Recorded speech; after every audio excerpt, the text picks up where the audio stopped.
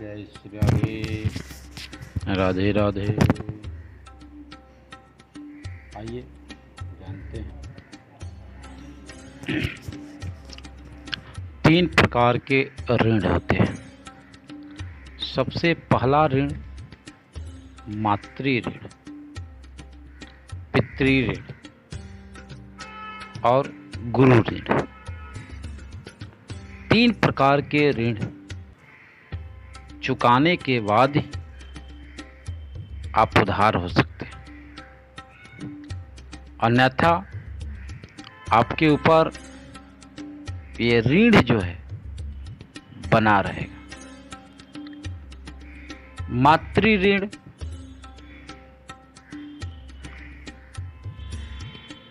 जिस माँ ने पाला है, पोसा है, इतना बड़ा किया, शादी विवाह, फिर भी वह माँ ममतामयी, करुणामयी, दयामयी, वो आपको ऊपर निरंतर दया ही बनाए रहती है। ऐसी माँ की ममता है। सबका ऋण चुकाया जा सकता है, लेकिन माँ का ऋण कभी चुकाया नहीं जा सकता है। इसीलिए कहा गया है मातृ देवो भवः, पितृ देवो भवः, आचार्य देवो भवः। ये ऋण जो है कभी चुकता नहीं है। पिता का ऋण, बच्चा जब पिता से बढ़कर हो जाए, यानी 2, 4, 10 बंगला बना दे, पिता की जितनी संपत्ति है उससे 10 गुना बढ़ा दे, पिता खुश हो जाए तो पिता के ऋण से मुक्ति मिल जाता है। गुरु की ऋण, गुरु से बढ़कर के गुरु की नाम ख्याति अगर वो बालक कर दे, शिष्य कर दे, गुरु प्रसन्न हो जाए, आशीर्वाद दे दे, तो गुरु ऋण से भी उद्धार, ऋषि ऋण से भी उद्धार हो जाता। लेकिन माँ की ममता, माँ की करुणा, माँ के ऋण से कभी भी जीव उद्धार नहीं हो सकता है। क्योंकि माँ की जो ऋण है उसे ऋण उद्धार नहीं। क्योंकि जिस माँ ने गर्भ में 9 माह तक आपको सुरक्षित रखती है, पाल पोसती है, गर्भ में भी जैसा माँ खाती है वैसे जीव के ऊपर प्रभाव पड़ता है। तो माँ हर वस्तु खाने से पहले भी सावधान, कैसे रहा जाए, कैसे बच्चे को गर्भ में सुरक्षित रखा जाए, ये सारी ध्यान रखते हुए माँ 9 महीने तक अपने बच्चे को गर्भ में सुरक्षित करती है। बच्चा जन्म लेता है तो जन्म के बाद भी ठंडक में अपने सोती है, बच्चे को गर्म में सुलाती है, भूखे रह जाती है, लेकिन बच्चे को भूखे नहीं रखती। स्वयं कष्ट सह लेती है, लेकिन बच्चे को कष्ट नहीं होने देती। इतनी ममतामयी, करुणामयी, दयामयी माँ। लेकिन वह बच्चा बड़ा हो जाता है, पढ़ लिख करके जोग हो जाता है, नौकरी पा लेता है, शादी विवाह हो जाता है, तो पत्नी के कहने पर माँ को छोड़ देता है। अंत में माँ को भी वृद्धाश्रम में भेजा जाता है। वहाँ भी माँ को खुशी है कि मेरा बेटा जोग बन गया। चलो, उसे कोई कष्ट नहीं होना चाहिए, कोई दुख नहीं होना चाहिए। वो ममता में निरंतर उसके ऊपर बरसती रहती है और निरंतर बढ़ने की सोचती है, खुशहाल रहने की सोचती है। वह बच्चा को कभी दुखी नहीं देखना चाहती है। चाहे वो माँ कैसा भी हो, अपने बच्चे को खुशहाल देखना चाहती है। मनुष्य में और पशुओं में अंतर बस इतना ही है। मनुष्य अपने परिवारजन को, माता पिता भाई बंधु सबको पहचानता, लेकिन पशु जो होते हैं बस इतना ही नहीं पहचानते, ये मेरी माँ है, ये मेरे पिता है, ये भाई बंधु। इसमें पशु में अगर मनुष्य जोनी में जन्म लेकर के भी अगर पशुवत व्यवहार करे तो पशु से भी बदतर उसका जीवन है प्यारे। इसलिए माता पिता गुरुजनों को आदर करो, सम्मान दो। आप किसी को सम्मान दोगे, आपका भी सम्मान होगा। आप किसी को आदर करोगे तो आपका भी आदर होगा। बस जैसा करोगे वैसा पाओगे। यही दुनिया का विधि विधान है। करनी का दंड हमको भोगना पड़ता है। तो कहते हैं कि मातृदेवो भव।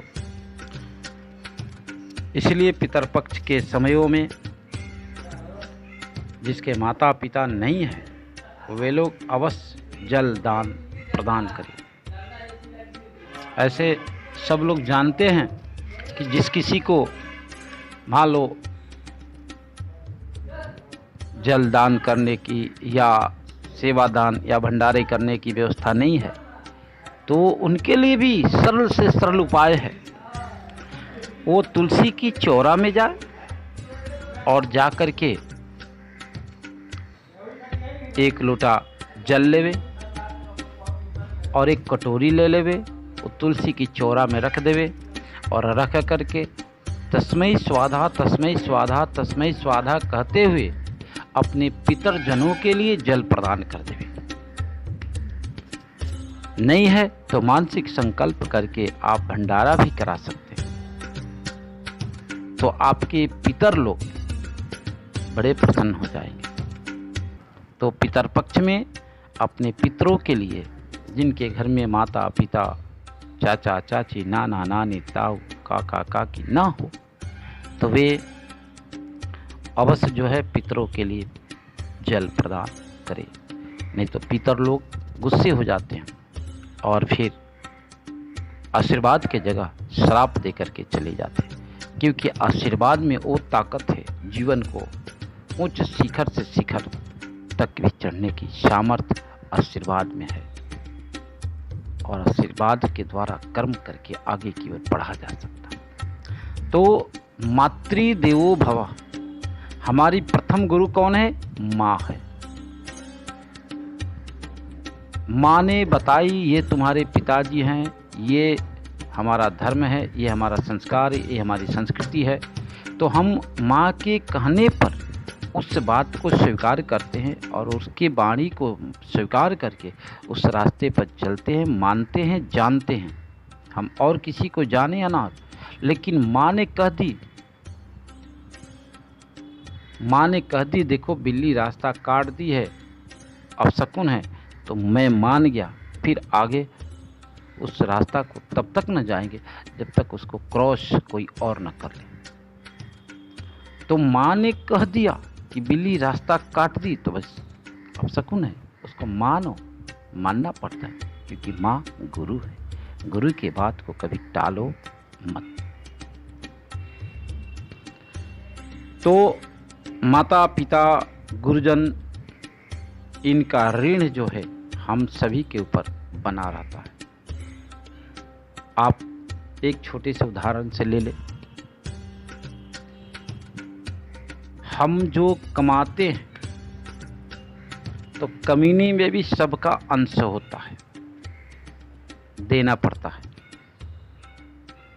अब सरकार को ले लो, सरकार, हम कमाते हैं, अगर सरकार को टैक्स नहीं देते हैं और पैसा अधिक हो जाता है तो इनकम टैक्स वाले आकर के आपके सारे पैसे को जब्त कर लेते हैं और फिर बाद में है तो पैसा आपकी, लेकिन बाद में फिर आपकी ही बदनामी शुरू हो जाती है।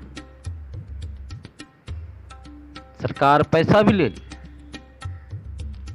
आपको जो है टैक्स भी देना पड़ा और फिर दंड भी देना पड़ा, ऊपर से बदनामी। इसलिए कहते हैं कि बड़ी सावधानी के साथ सरकार आपसे बिजली बिल लेती है, पानी बिल लेती है,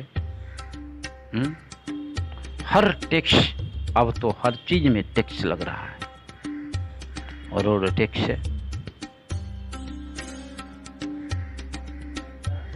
हर कार्य में जब तक टैक्स न देंगे तो फिर आपको चलना मुश्किल है। यहाँ तक कि अब तो दूध में, दही में, भोजन में, हर चीज़ में टैक्स। भोजन जो करते उसमें भी ऊपर से टैक्स बन के आते हैं। इतनी महंगाई, पहले से टैक्स ले लिए जाते। तो संसार में जो है जिस प्रकार टैक्स देना पड़े, उसी प्रकार ये माता पिता का कर्ज है, देना है। माता पिता के कर्ज को हम सबको चुकाना चाहिए। एक माँ बच्चे को पालने में कितना परिश्रम करती होगी, कितनी दुख सहती है, फिर भी हम लोग माँ को सम्मान नहीं देते। फिर भी माँ नाराज नहीं होती है, क्षमा करती है, बेटा है, माफ़ कर देती है। लेकिन हमको भी चाहिए अपने माता पिता का आदर सम्मान करे, माता पिता को सम्मान दे, गुरुजनों को सम्मान करे। गुरुजन ने कह दिए ये काम नहीं करना है तो नहीं करना है, माता पिता ने कह दिए ये काम नहीं करना है तो नहीं करना है। क्योंकि माता पिता